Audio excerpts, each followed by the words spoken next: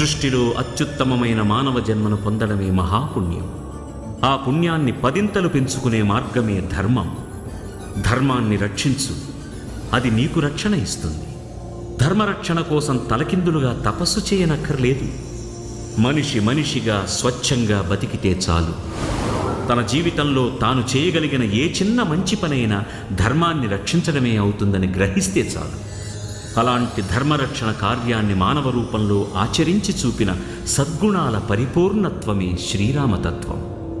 ఆ రామతత్వానికి దాసోహమని సేవించడమే ఆంజనేయతత్వం. నీలోని ఆ స్వచ్ఛమైన రామతత్వమే నన్ను నీ వైపు నడిపించింది. 150 అడుగుల విగ్రహాన్ని నిలువునా నిలబెడితే అది అంతులేని శూన్యాన్ని చూపెడుతుంది. అదే నిడివిని నీటికి అడ్డంగా ఆనకట్టగా నిర్మిస్తే అది నీ తోటి మనుషుల ప్రాణాలు కాపాడే మహాకార్యాన్ని చేపడుతుంది.